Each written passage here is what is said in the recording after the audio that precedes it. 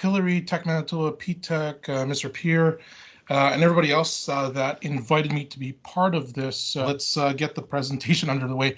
I just wanted to share kind of what I thought might be sort of the setup. I wanted to kind of mimic a real life situation and have students raising their hand and asking questions in front of me. And I clearly abandoned that protocol because my laptop almost fell off my son's indoor basketball net. So I'm back at my workstation and I have my Minecraft virtual background set up. But so just a bit about me. It's been, when I was asked about doing this, I said, well, what am I going to share? I've only been in IT recruiting for about a year and a half, but I've been in kind of the IT tech industry for the better part of the last 20 some odd years. And it's been definitely a journey, and I just wanted to share sort of my humble beginnings and where I started. I graduated from the University of Manitoba with an honors degree in genetics. So I was well into sort of my thought process, and my career was going to be research, medicine, all the stuff now that you're hearing about COVID was something that I was doing for about 5 years in university. Lots of lab work, lots of genetic testing, and a lot of hard work actually.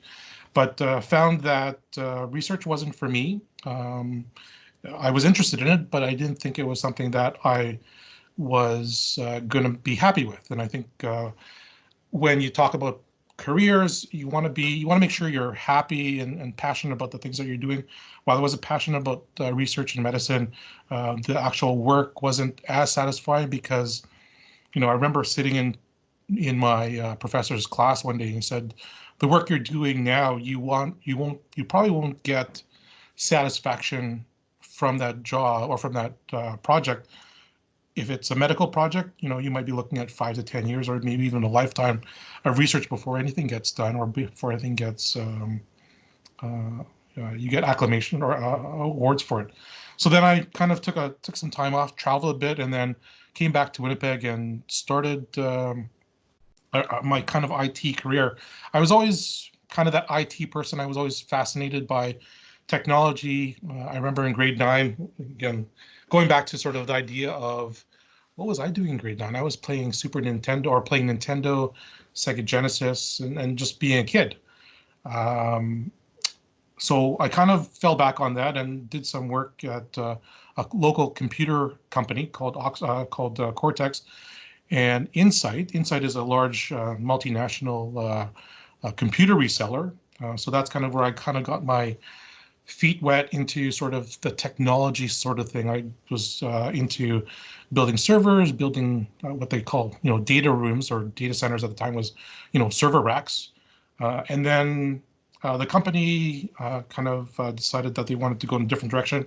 I wasn't too technically inclined to start installing Microsoft Exchange servers and Windows servers, or at the time it was Windows NT. But for the most part, I didn't really want to delve into the technical aspect, but I thought I was interested more in technology in general. And at the time, eBay was just starting out, and I kind of had a good grasp of marketing products because at the same time, company that I was working for also decided to start selling a lot of their technology equipment on eBay. So for a good couple years, I started selling laptops, any handheld devices on eBay, and it turned into sort of this passionate, fun project. And it became a business when I started selling hangers on eBay for 8 years. And once it was a good 8-year run. So I'm going to talk about entrepreneurship and being different and trying things and as part of your career and personal development.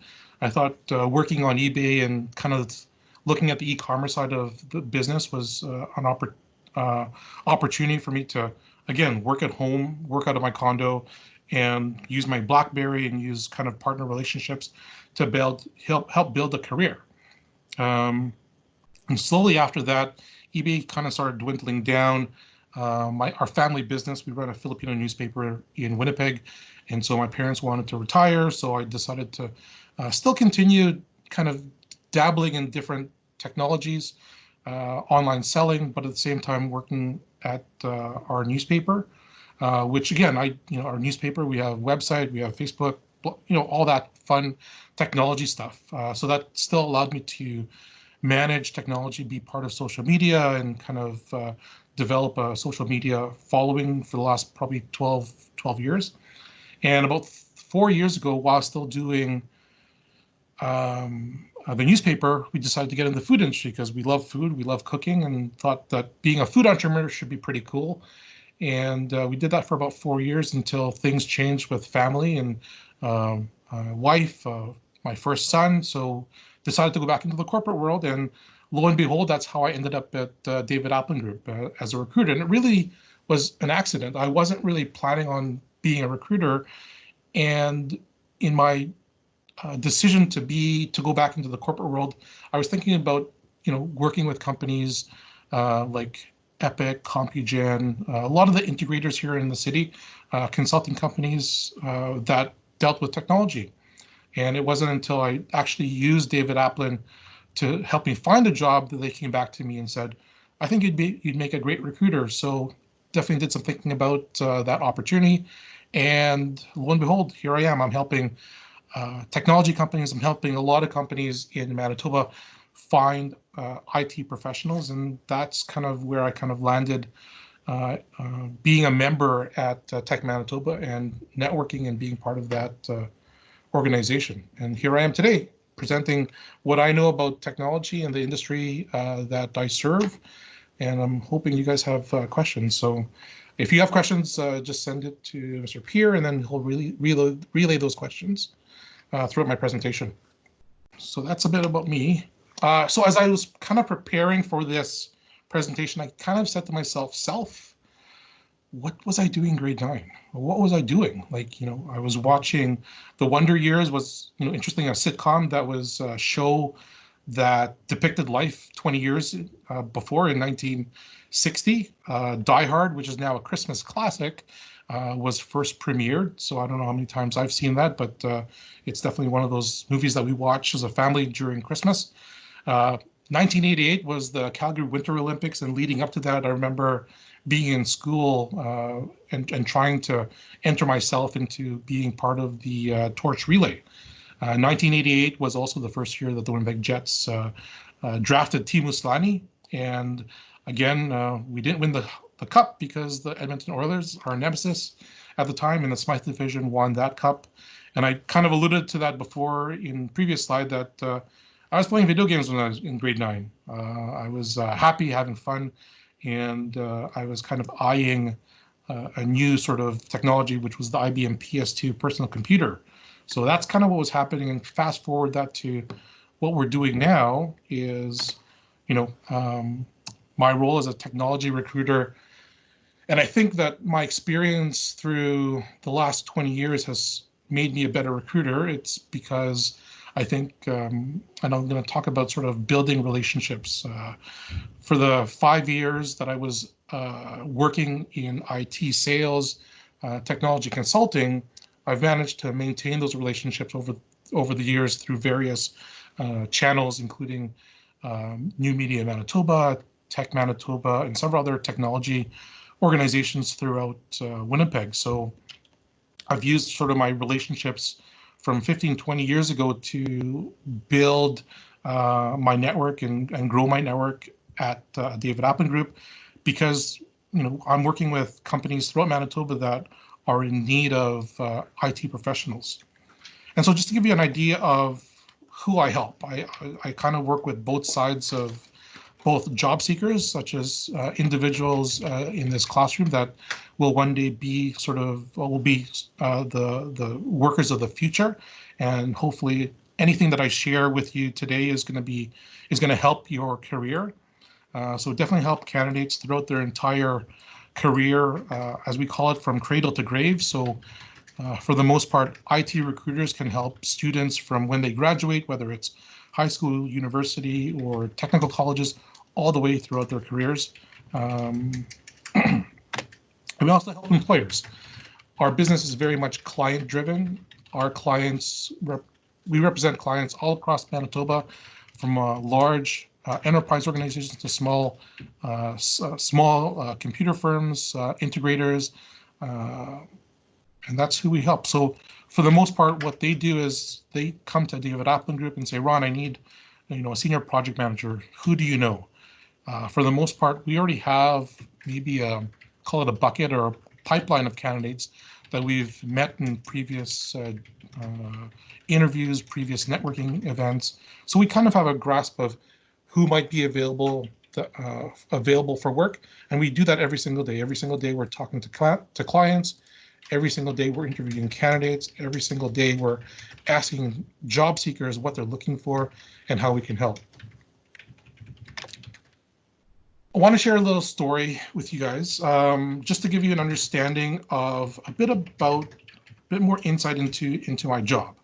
So we have a job order that came in from a client asking for a project manager, senior project manager that is, and the requirements were that they had to have at least 10 years of experience and ideally with some healthcare experience, whether it was in the public sector working for healthcare organizations or the private sector working for medical device or medical manufacturers. So that's kind of the high level requirements that the client was asking for. And in a matter of 3 days, remember, these are senior project managers that have had more than 10 years experience. So just to give you an idea of the competitive nature, and maybe even now with the competitive nature with COVID-19 affecting us all, there are a few more job seekers on the market. So for the most part, it's probably a bit more than I've seen in the past, but in the last 3 days, we've seen over 250 resumes. Of the 250 resumes that we've done our preliminary resume screening, 18 candidates were selected that we thought that might have the experience and the healthcare experience that we're looking for. After a second review, which is a bit more in-depth, where we kind of look at, the projects that they might have worked on, 4 of them passed. And this afternoon, the 4 people that we've called, one of them is good enough, that has enough experience and the healthcare experience that our client's looking for. So we've whittled down, almost 1% of the resumes that we've received for this one client. And to give you an idea of how quick we reviewed the resumes, from the 250 resumes, we took about maybe just under an hour to review them. And that basically brought it down to about almost 21 seconds per resume. So there was a question that was sent before. Mr. Pierre, what was that question again? It was yeah, the question from Laura. What is the first place someone is going to look on your resume? Given, I think the idea is that given that a hiring manager only spends so much time looking at the resume, what's that one spot you want to maximize that they're going to look at first, right? So when we get the job order, they were asking for a project manager with healthcare experience, and at the outset, what I look for is really the top half of the first page. Is the objective, does the candidate have the specific experience that I'm looking for? Is the objective at the top of the resume in line with what our client's looking for? Does it say that they're a project manager for 10 plus years? And then the top half is, from my perspective regarding this specific search, and sometimes it might be the same, is what we look for is what they've done last and what their current position is. If they are not a project manager, it doesn't really exclude them or screen them out, but it just takes away from, well, when were they a project manager? If they are currently a project manager or the last role was a project manager, then they kind of pass that first screen and say, what's that next question?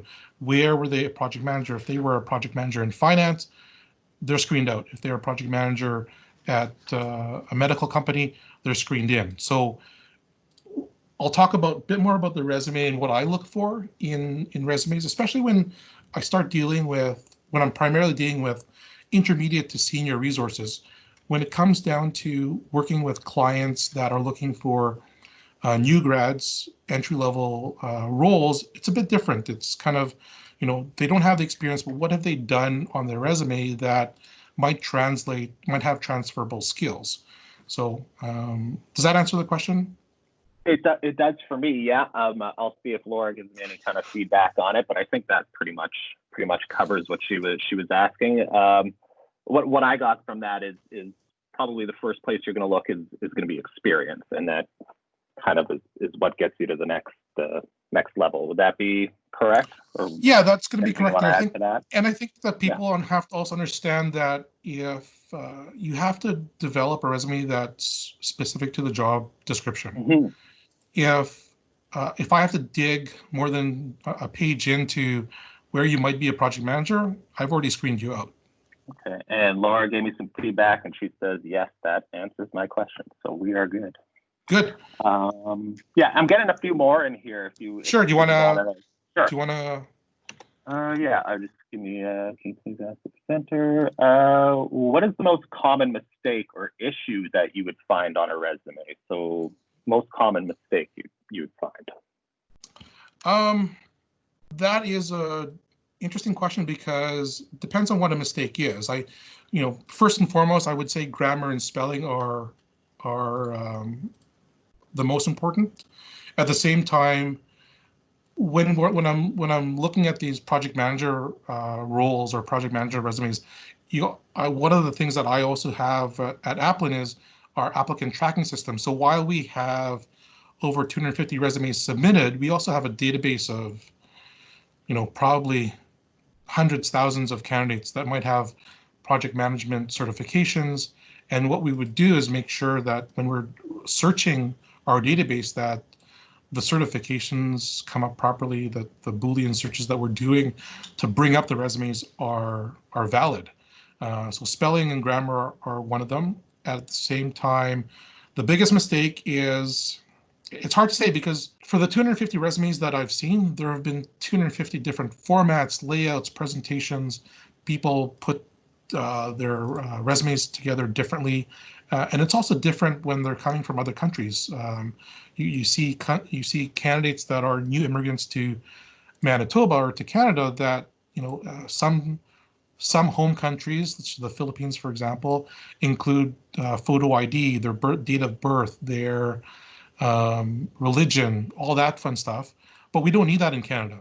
We don't recruit based on age. We don't recruit based on religion. And those are kind of, we're just looking for experience. If they have the experience, it doesn't matter what religion they practice or languages they speak, as long as that they're when it comes down to that interview, they can speak and communicate clearly, and that's one of the biggest things as far as job opportunities, is being able to communicate properly. So resume resources, I can't say I'm a resume coach. Like I said in the last slide, we've received over 250 resumes, and each and every one of them have been different. Apart from some of the candidates or the job seekers that come as new immigrants through Manitoba Start, I've seen, Manitoba Start has a fairly uniform and templated resume, so it's always nice to see that. But what I did have when I was in grade 9 was the incredible amount of resources that are available. There are resume coaches, career coaches on social media. One of them locally is Carrie Twig. She has over 100,000 followers, and I've always suggested candidates that have weaker resumes or looking for more information on how to improve their resumes is visit Carrie on LinkedIn. She has our website. She does a lot of free stuff. She just did a free resume YouTube live event yesterday. So she's got a lot of insight into how to build powerful storytelling resumes. When it comes down to resumes specifically, what I like to see as an IT recruiter, 2 pages.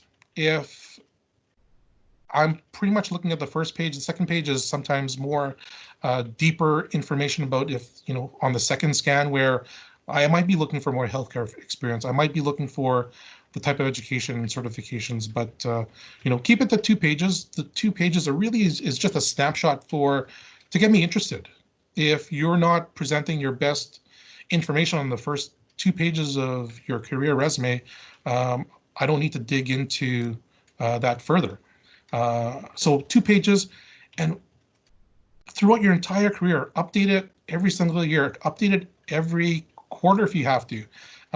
If you are learning something new, if you are in a new job and you have projects that are happening every single quarter, every single year, update that on your resume versus, because you never know when opportunity is going to present itself. You might as well have a resume that's ready to go. And if it's not on your resume, it should be on LinkedIn. I'm not going to talk about too much about LinkedIn because I can spend another hour on LinkedIn. I help employees or help my coworkers at David Aplin Group develop their LinkedIn profiles as recruiters. So, and that's kind of what I wanted to mention. Brenda Miller, she is a LinkedIn guru. She has over 30,000 followers. She publishes a monthly list of LinkedIn rock stars, of LinkedIn trainers. So those are people that you can follow to get more information as your career develops, to see how you can use LinkedIn to facilitate your career growth, your career opportunities, and just making yourself visible on LinkedIn. So first and foremost, if when you guys are getting to the workforce, start using those platforms so recruiters such as myself can find you. So, and then also at Tech Manitoba earlier this year at Disrupted, RBC was there with RBC Future Launch, and they had announced a website called fullyprep.ca, resume resources, free templates, lots of job hunting candidate information. So feel free to visit that website.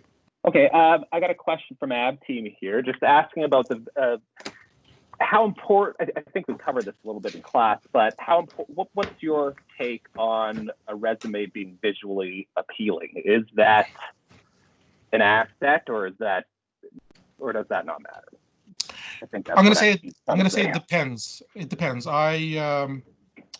When I see resumes that come in through email, those are great. They look nice, but if they don't have the information that I can find easily and fast, it's not a resume that I would find kind of effective. And you can add, fancy letters and all that stuff. At the same time, we use an applicant tracking system. So the information that you have, as long as it's in plain text, standard Word document, something that we can read, something that sort of the computer can read, and something that we can search easily through Boolean searches and different other fields, is a lot more effective, because once you submit your resume, I can get those 250 resumes. I could have easily said that our client's looking for a project manager with PNP certification, but they weren't asking for that certification. So I had to kind of see who might have the healthcare experience, but no PNP certification.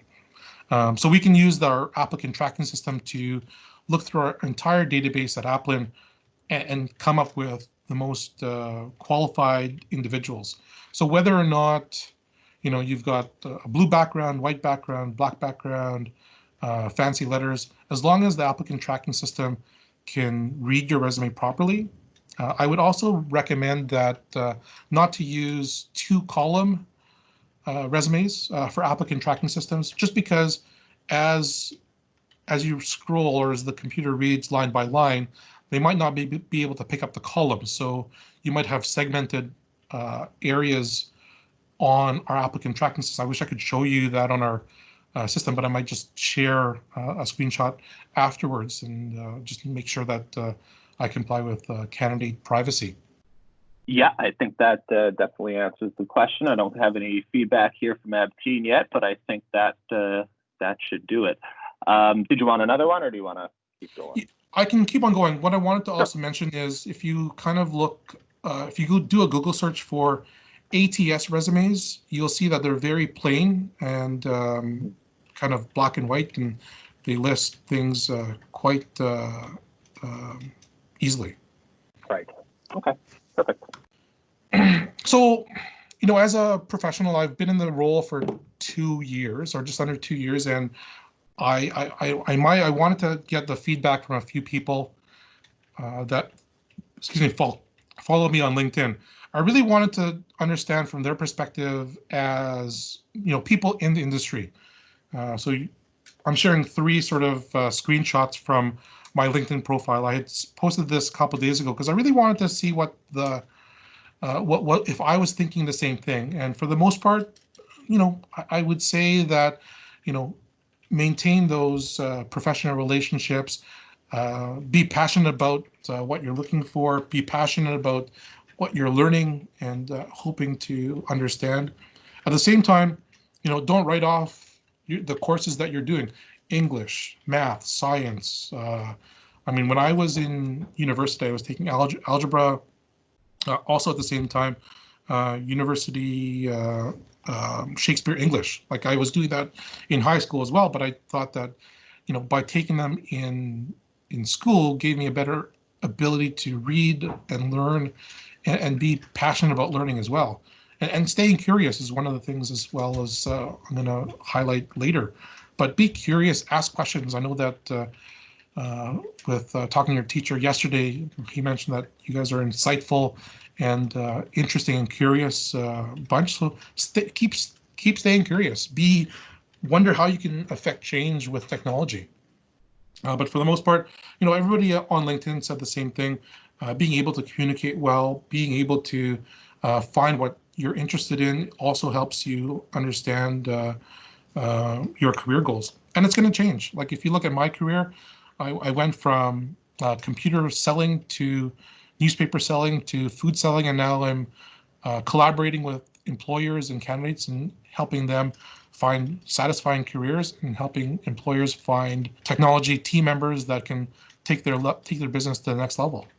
So that was on LinkedIn. So another platform that you could use to network and grow your network.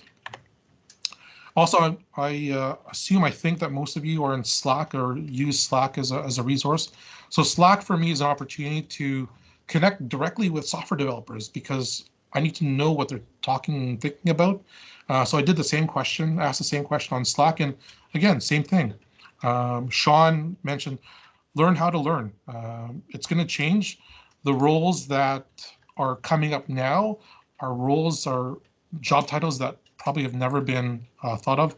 Data science, DevOps engineer, those are buzzwords that you've heard in the last couple of years, but 5 years ago, they were senior network administrators for the most part, but now they're like site reliability engineers or DevOps operators or DevOps engineers. So, the career opportunities are going to change and evolve, but again, stay focused on your studies, but at the same time, have some fun. Liam's question is, what do you suggest people in our age to do right now, maybe high school courses or work experience, to let us have a bigger chance of getting hired in the future in IT? I think what Liam is trying to say is that what can you do in his situation? Somebody who wants to get hired in IT, but doesn't have the work experience necessarily to get his foot in the door. What can he do to kind of build his work experience at such a young age in IT? Liam, if you want to give me some feedback, I think that's what I kind of got there, if that's right. Liam says, sorry, my grammar is bad. Okay. That's so, all yeah, right. I think that's generally it. I definitely get that question a lot from new grads and students. I think like you have to put it into perspective. You're part of a class of 25, 30 students. You're all going to graduate with the same educational experience, but try to be creative. You have time outside of school to develop passions and whatever that might be. If you're interested in game development, if you're interested in networking, there are a lot of resources on the internet. There are a lot of how-to videos. There are opportunities for students to volunteer in the gig economy. If you look at websites like Fiverr or other freelance type of websites, it doesn't matter how old you are, if you are able to provide a solution to a problem that a business is or an individual is having, either through remote work or even locally. A lot of charities, nonprofits might be able to help find sort of temporary, maybe workplace placements. And I think it's being creative. It also, one of the questions that I ask candidates is, what are their passions outside of work? If I'm interviewing a network administrator or a software developer, what are they doing outside of work that might help them be more unique? For example, as a software developer, well, I kind of want to do games, so I've built games on the side, and I'm just curious about it. So what that tells me is their ability to be curious and learn new things. So if you or if you people say that you're a fast learner, you need to also demonstrate what you've done in the past to prove that. And for example, if you were curious about, let's say, Winnipeg Harvest and maybe how you can help them um, uh, do something on their website that might help them facilitate either donations or make them be a bit more engaged on social media, that could be an opportunity too. But it's also about being creative and setting yourself apart from your classmates that will get your foot in the door. Because everybody, once they graduate, you're going to still have the same experience, educational, academic experience. Same thing goes with university. If you're graduating from the University of Manitoba with a BSc in computer science, what else are you doing to stand out from, the 50, 60 other students that are graduating at the same time? Does that answer the question? That sounds good. Yeah. I haven't gotten any feedback yet from Liam, but no, I think that's definitely helpful. That is, like you said, that's a problem that a few of them have been having with this with their resumes and their cover letters. So any advice in that respect is definitely going to be helpful for more than just Liam. So that's perfect. Did you want to continue, or did you want another? This one is resume based as well. I can go through the next slide for career development.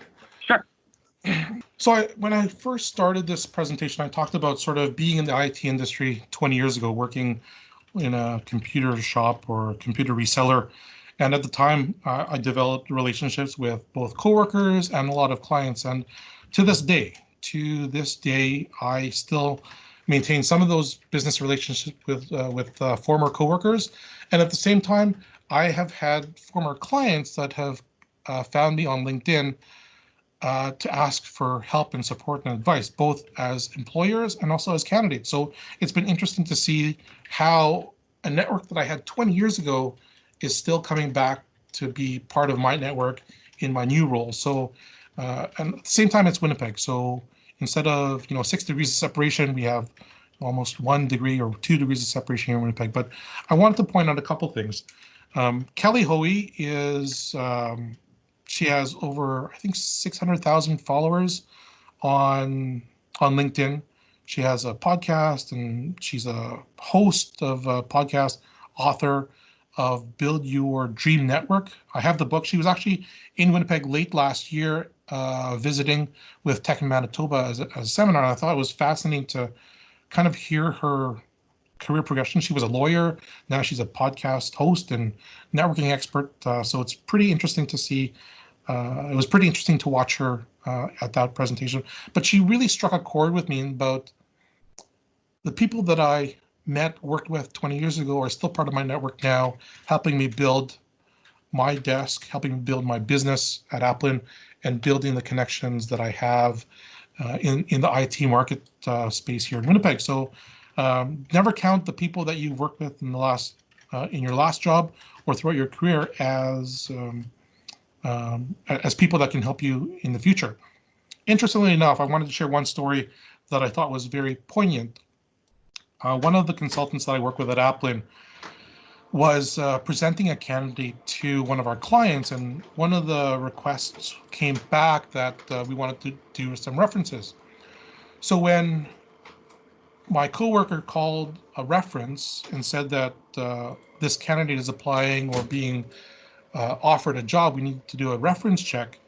It turned out that the reference was also looking for a similar resource and decided that, well, I used to work with that person before, I should have a talk with him again and say, hey, I'm looking for, would you come back to work with us? And I don't know exactly how much time had passed between, his last work opportunity, but he essentially said that he decided to, instead of having one offer on the table, now he has two. So that's kind of the interesting story about, references are extremely important. The mentors that you have in your career are also going to be important. So, for example, all your teachers, the people that you work with are also going to be important in being references for future opportunities. So keep that in mind. But at the same time, it's also planting that seed, develop the relationship that you have with your teachers, with your mentors today, so that down the road, you can say, oh yeah, I remember working with that student and this is what he did and this is how he performed. And whether that's 5, 10 years from now, I mean, I still see my grade 4 and all my high school teachers every now and then. So it's always good to build and continue those relationships, because you never know how they might help you in your career, because somebody knows somebody that can help. So plant that seed. And at the same time, another piece of advice, whether it's me or people in my industry, connect with an IT recruiter. You can check in with them every year if you want. We might not have the right opportunity or the right job for you at the beginning of your career, but again, as you start getting into experiences that have sort of more experiences throughout your career, then using a recruiter might be advantageous or would be advantageous. Because what we do as recruiters, we kind of, you look at what you guys see on Indeed, on LinkedIn, those are the social media. That's like 30% of the work or the jobs that you see online. But when working with a recruiter, we have job orders that come in. We have candidates that we can fill them. We don't have to go to Indeed. We don't have to call candidates. We can fill them fairly easily without going to market, so to speak. So that's why you should always at least have a recruiter or multiple recruiters in your search activity or your career search plans. Any questions? Sure. The interview question I got was from Erica. She wants to know what you think is the best type of question you could possibly ask at the end of an interview. So what are they looking for, I guess, when you ask that question at the end? Great question. It's one of the questions that we, whenever we submit or present candidates to companies, we also help them with coaching. We coach them with the interview process. We coach them with the type of things that they should study. We give them a long list or checklist of things to do. So make sure that you understand the company, read the job description, and be prepared to ask those questions. The ones that and the questions could be as simple as, what are my job roles? What's my responsibility? What's my day-to-day? What does my day-to-day responsibilities look like? Just to give a better understanding of what you might be looking for. And at the same time, you also have to ask if, and we kind of close it in such a way, one of those, ask the hiring manager if they can provide feedback on moving to the next step, because obviously that's something that you want to find out. How well did I do? Am I good enough, or am I good enough to take it to the next step, whether that's another technical interview, and there's a whole host of questions. What I can do, I can share my checklist that we share with candidates whenever they're going to an interview. There's probably about a dozen of them right now, but for the most part, it's research the company, research the hiring managers that are interviewing you. You can research them on LinkedIn and see what their backgrounds are, and also ask about the company. It tells the hiring managers that you've done some research and that that what the company is all about, the job description, and the roles and responsibilities. If it's a larger opportunity, for example, if you're in software development, you might want to ask, what is the team like? What does the team do for fun? Just to give you insight into what the day-to-day expectations are from your standpoint as a candidate or future employee. Pretty interesting one from Kyle here. Kyle is asking, well, his direct question is, my question is, should you include your social media accounts in your resume so they can see what you post? I think another way of wording that is there any maybe a benefit to directing them to any social media that you would have? Is that something that maybe we would see more in the future, maybe as social media becomes more prevalent in the hiring process? But I think I know the answer already, but if you want to go ahead. It all depends.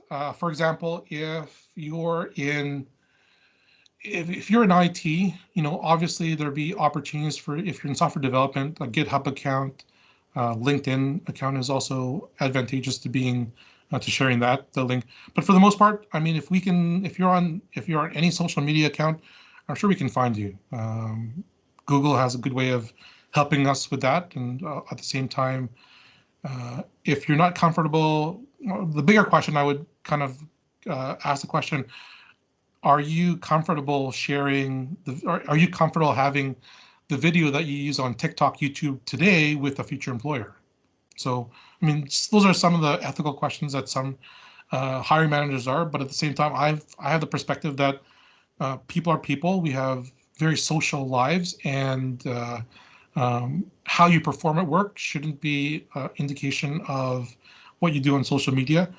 I personally have a wide social media following, so I try and keep it as professional as possible. But if you look at my Twitter account and Instagram, it's food and my family. So I'm kind of fine with that. But at the same time, again, am I comfortable sharing that publicly? Personally, I am. Other people might not be.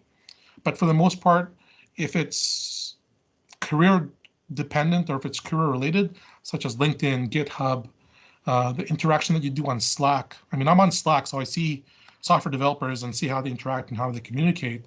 And it's all good and all, but for the most part, it just allows me to be part of that community. And if it's not on your resume, I'm sure we'll find you, or I could find you. Yeah, exactly. So Kyle gave me some feedback. He says that's good and answers his question. I'm just looking for another question here. Did you have anything else you wanted to say? Just as I look up a couple more questions here. Sure. I wanted to emphasize quite heavily on LinkedIn. LinkedIn is probably the #1 tool that recruiters use, whether that's agency recruiters such as myself at David Aplin, or corporate recruiters, the ones that work directly for the software development companies or the companies or the tech companies. They are on LinkedIn constantly. If you look at my profile, don't think I have it here, on the side of my name, there's a gold LinkedIn logo. Basically, that tells me that they are subscribing to a more powerful, more advanced version of LinkedIn that allows us to find, look at resumes and candidates a lot more closely. Okay. Okay, I got a question here from Judah. Judah wants to know if the main focus of your, or if the first thing you look at on a resume is going to be the experience. I guess Judah's question is, what's the point of a cover letter in that situation? Or do you know what I mean? Yep. That makes sense? Yeah, okay. The point of a cover letter is twofold. While we might look at resumes as the first glance, we use the cover letter and all the information that you have in your resume as a way to judge and evaluate your ability to communicate. At the same time, it's you have a bit more personal voice on your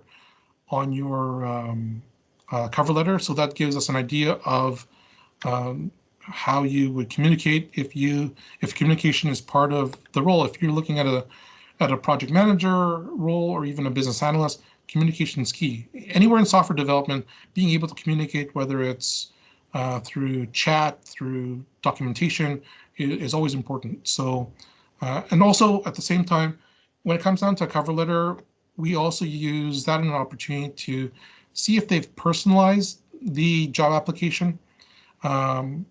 Sometimes when I see "Dear Sir," dear recruiter, they haven't taken that extra step to understand who might be hiring them or who's part of that job search. For example, any job posting that we do at Aplin, at the bottom of all our job posts includes who the recruiter is. So if I see it's, hi, Mr. Cantiveros, or hi, Ron, they've taken that extra time to personalize. I mean, that adds a lot of weight in my world versus dear recruiter. Well, it means that they've sent the same cover letter to who knows how many recruiters. Hey, so my question was, what resume style, as in like chronological or like functional style, helps boost your chance at like attaining a job? I guess thanks. Great question, and I'll go back to sort of my slide regarding the project managers. We received over 250 resumes, each and every one of them, apart from maybe a couple because they were individuals that went through Manitoba Start, had all different layouts, different formats, different styles. It really comes down to the functionality. If you have experience, if you're experienced and throughout your career, you're applying directly for a job that requires that experience, I would say a chronological resume format would be the best, because in sort of our industry, or at least in this particular search, if you are coming from a project manager role in healthcare, you have a better chance of being selected to be part of that criteria. I mean, you might have had healthcare experience 5 careers or 5 years in a prior career, but ideally what we're looking for is, recent experience.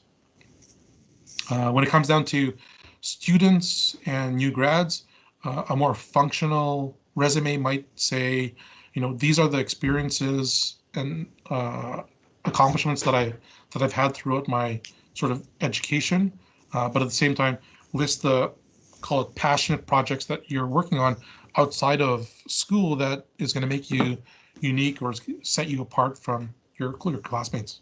Yeah. My question was, do you ever hire people straight out of university, even though they have no experience in computer science field, but a degree in it? I would say, in my experience as a recruiter, it's happened a couple times, so it is possible. However, if you look at sort of the business model that we have with in the recruiting field and agency recruiting, we tend to work with candidates and employers that are looking for candidates that have more seasoned experience. But we do work with companies that, because they don't have the large HR component of their company, or they might not have the time to recruit and hire and select talent, we work with companies on a wide range of skill sets at entry level or university graduation programs. So there are times where we are called by our clients to find somebody that might have graduated from university. It comes down to, again, if you have 50 people graduating from University of Manitoba with a BSc degree in computer science or software development, how do you select the best one? We look at what they're passionate about. We look at other job experiences. We look at other life experiences. If on the resume they're showing that they have developed their own computer programming, they might have done some computer work through volunteer, or maybe even the gig economy through Fiverr or other online freelancing projects, that's going to set them apart, right? Sometimes sometimes the students that graduate from university or from high school that have work placement experience are in a better position to, because they have that advantage. They have that, call it 3 months of experience. It's not a lot, but it's a start. We've kind of established that experience is probably the most important thing on a resume, or the first thing that they look at. But outside of the experience and the education and basically the meat of the resume, what do you think is the most important part of it outside of the experience and the education? I think it's the ability to communicate on your resume what you're good at. A lot of resumes that I've seen primarily just put job description items that, for example, don't speak a lot to what the complexity or the context of what their situation is. For example, here's one example. So I was talking to a network engineer yesterday, and I asked him, I need a bit more explanation on the type of work that you were doing with this company. And he said that on his written response in an email to me, it was, well, I was a senior network engineer working with a large telecom organization managing a data center. It's like, well, that really doesn't tell me a lot. It doesn't tell me the context of the situation. So I said to him, I need to put that into context. Give me numbers, give me the complexity of what you were dealing with. And I said, the question, I asked a few questions and I said, well, how about we frame it this way? So instead of saying that you're a senior network engineer working for a large telecom company handling data centers, I said, it'd be better to put it in a context where numbers mean something. I said, well, put it this way. I'm a senior network engineer managing 12 network engineers, 3 of which are my direct reports, with a telecom company that has over 1 million subscribers, 15 different sites nationally, and 3 offices globally. And at the same time, our data centers are composed of 50 servers here in this location, 50 servers in that location, and we maintain an uptime of 24/7, 999% figures. That gives me a lot more complexity. So, and that's a lot different than a senior network engineer that is managing a company of 250 employees, 1 direct report, and 1 location. So if you can't convey the gravity of the type of experience that you're, I would rather hire, if I'm a large scale organization, I would rather look to the network engineer that had the 12 direct reports, the larger organization versus the same person with the same title, but with less complex networks to deal with. Yeah, that made sense to me. I'm hoping it made sense to Rasha because I don't have much communication with. Sure. I would also recommend, I didn't put it in my presentation, but there's also what they call, it's the Google XYZ resume. Essentially, it's the same thing. It's clarifying what your role was and what the responsibility is and what your outcome was. So yeah, thanks again, everybody. I'm going to wrap up a couple of last slides just to get you some information on what to do next. So personal development, career development, all kind of intertwined. But at the same time, it's also important to focus on a few other things that might be important. Learn about money. Learn about the opportunities, about how to make it, how to save it, and how to use it properly. It's one of the things that I've learned over my career is extremely important. Also, because PTEC is at Smart Park and you guys have access to a huge amount of mentors and technology companies, so including Northforge, be active, try and find opportunities there to find mentors, be active in that space. And maybe one day you'll be an entrepreneur, or maybe one day you'll say, I've got this great idea and I want to turn it into a company. So discover entrepreneurship. I talked earlier about potentially using your time and talent to volunteer with a lot of organizations, especially nonprofits. A lot of agencies in Winnipeg, especially now during COVID, that are always looking for help. And most importantly, have fun. Have fun doing what you do. Have fun in your personal lives. If it means Fortnite or esports are part of the game, if it's sports, if it's outdoors, continue doing those and live that balanced lifestyle too. I'm going to direct you to the Aplin website for one of the blog posts that was published last year, why every successful job search starts with a solid network. I talked about that earlier, about how my job search 2 years ago was based on a relationship that I had 20 years ago. So build a network for when you need it, not when you need it, which is now. And my final words is stay curious, keep learning, and keep growing, and always strive to be more interested than interesting. I can't take that quote, it's Jane Fonda. And then we've had our questions throughout the presentation, so I will close it off at that. That's perfect. it. Thank you for doing this. If you got a microphone and everything's working for you, if you don't mind saying thank you on your way out to Ron, I'd appreciate it. But for the most part, that's about it. So again, I want to say thank you, Ron. I think you answered a lot of questions that they were having and gave a lot of clarification to a lot of the issues that we've been having. just building our resumes and our cover letters. So again, I want to say thanks. And if you got a microphone, if you don't mind saying thanks on your way out. Merci. Merci. Thank De you. rien. Thank you. Thank you. Thanks, guys.